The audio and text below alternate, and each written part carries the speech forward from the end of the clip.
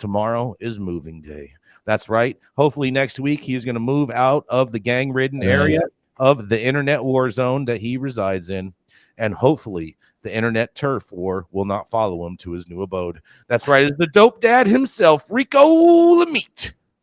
The move is today, Jason. Appreciate that. Appreciate the love there. So if y'all thought last week's lawsuit against the state of New York was the last time you'd hear from New York's elite cannabis companies waiting in the wings to take over the game, clearly rigged in their favor, y'all can think again. Because the Coalition for Access to Regulated and Safe Cannabis, also known as CARSC, the same group of MSO stakeholders that dropped the Chad version of Ether yesterday. Nothing but bars, I tell y'all.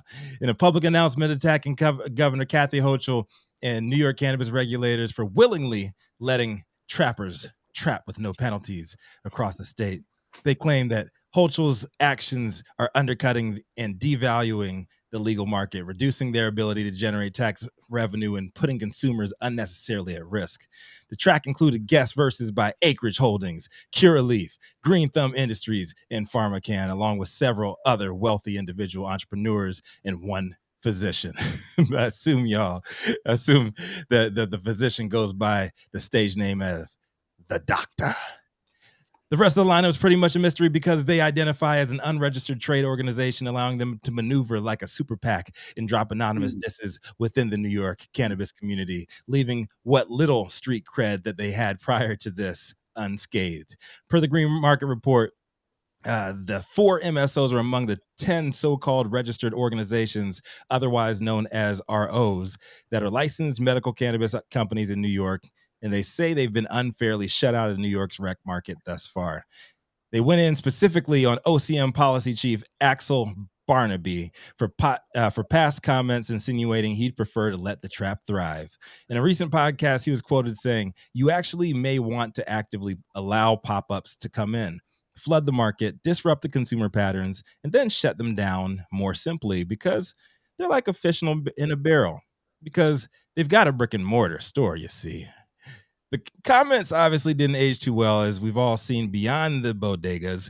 Food trucks and other vehicular methods have seemed to round out the full vertical assault of Times Square trappers. CARSC tied Barnaby's to a recent proposal from Hochul to issue civil fines of up to $10,000 a day on those choosing the freedom market over the obviously less lucrative alternative, saying her team's approach to an adult use market is clearly backfired. Here's what it said. Regulators already have the power to shut down illicit operators. They simply won't use it.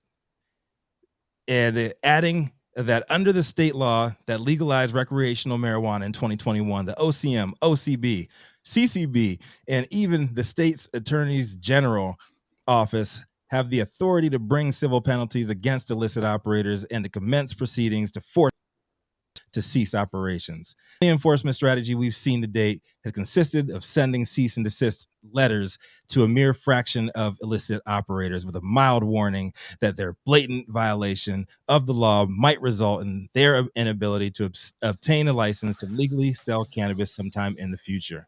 The letter's too long for me to quote even more without getting distracted by literally anything else in the world going on right now.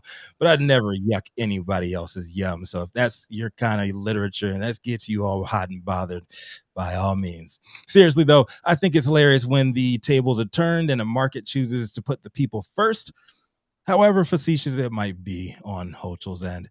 When they make the suits wait their turn in line, as they should have everywhere else, they want to go and talk to your manager.